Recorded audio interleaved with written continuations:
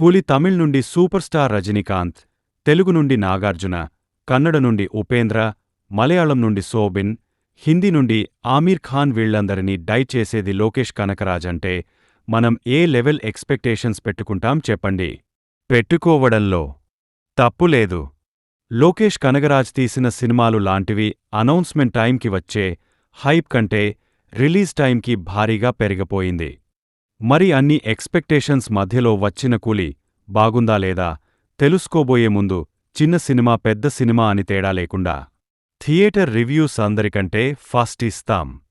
So మీరు మన ఛానల్ని ఖచ్చితంగా సబ్స్క్రైబ్ చేసుకోవాలి, లైక్ కొట్టాలి, అన్ కింద హైప్ అని కొత్త ఆప్షన్ వచ్చింది అది కూడా కొట్టాలి. ప్లాట్ విషయానికి వస్తే దేవా ఒక మ్యాన్షన్ నడిపే సాదాసీదా వ్యక్తి. సడన్గా అతని బెస్ట్ ఫ్రెండ్ చనిపోతారని తెలుస్తుంది.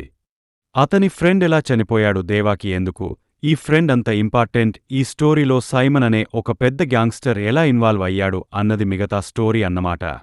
No coming to the positives. Super star Rajinikanth అంటే ఆయన ఒక్కరే ఒక్కసారి సైన్ చేసక డైరెక్టర్ ఏది చెప్తే అది చేసేంత డెడికేషన్ క్లియర్గా కనిపిస్తుంది. సినిమాలో అక్కడక్కడ షేడ్స్ ఉంటాయి క్యారెక్టర్లో, ఆ వేరియేషన్ సూపర్బ్గా పోర్ట్రే చేశారు. యూజువల్గా ఇంకా స్టైల్స్ బ్యాక్ గురించి స్పెషల్గా నేను చెప్పాలా, చిన్న చిన్న ఫన్ మూమెంట్స్ అన్ రజనీ మార్క్ డైలాగ్స్ కొన్ని ఉంటాయి, అవి భలే అనిపిస్తాయి. చిటుకు వైపులో డాన్స్కైతే విజిల్సే కింగ్ నాగార్జున సైమన్ చాలా ఫ్రెష్గా అనిపించింది.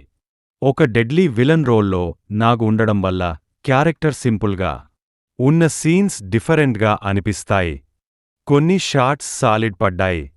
అక్కినేని ఫ్యాన్స్ అయితే ఫుల్గా ఎంజాయ్ చేస్తారు, అన్ బయటికి వస్తారు కూడా ఫ్యాన్స్. ఎందుక బిజిఎం యూజువల్గా సూపర్గా ఉండింది. సీన్స్ని చాలా బేసెస్లో ఒకేలాగా ఎన్హాన్స్ చేసేలాగా ఫుల్ ఎఫర్ట్ పెట్టాడు. కొన్ని చోట్ల రిపిటిటివ్ అనిపించింది, బట్ ఓవరాల్గా అయితే బాగుంది.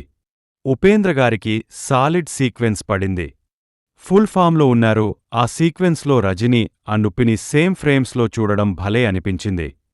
హుక్ ఫైట్ సీక్వెన్స్ అయితే హైలైట్. సినిమా మొత్తంలో కరెక్ట్ టైంకి వస్తుంది. ఆ సీక్వెన్స్ ఎలివేషన్స్ పడతాయి. Back to back with Anirudh fusion BGM అరుపులంతే. Writing by Lokesh Kanagaraj was good. First హాఫ్లో వచ్చే ఎలక్ట్రిక్ చైర్ కాన్సెప్ట్ ఇంట్రెస్టింగ్గా ఉండింది. అండి మూవీలో 2 డిఫరెంట్ వర్డ్స్ కూలీ అంటే the base of the network and gangsters అంటే టాప్ ఇన్ ద నెట్వర్క్, వీటిని బ్యాలెన్స్ చేస్తూ ఒక ఇంట్రెస్టింగ్ నెరేటివ్ని డెవలప్ చేశారు.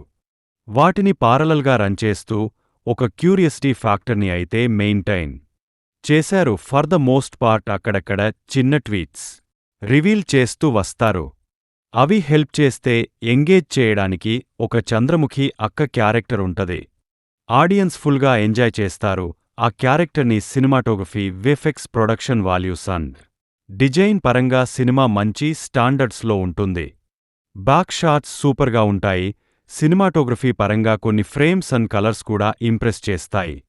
నెగటివ్స్ మాట్లాడుకునే ముందు లోకేష్ కనగరాజు ఒక డైరెక్టర్గా న్యాయం చేయలేదు సినిమాకి అంటే అంత ధైర్యం ఎలా వచ్చిందో అర్థం కాలేదు భయ్యా. అసల కంప్లీట్లీ స్టోరీ డ్రైవెన్ జోన్లోకి వెళ్ళిపోయాడు లోకి.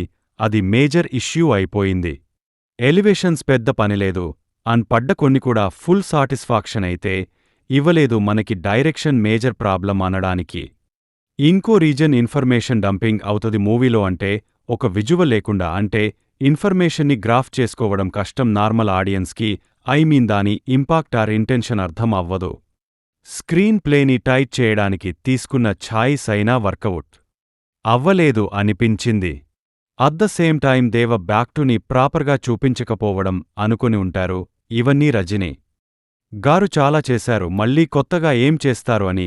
బట్ బేస్ సరిగా లేనప్పుడు ఎలివేషన్స్ ఫుల్గా ఎక్కడ పండుతాయో చెప్పండి. ఎక్కడో బ్యాలెన్స్ తప్పింది సినిమాలో, అండ్ అది చాలా ఎఫెక్ట్ చేసింది.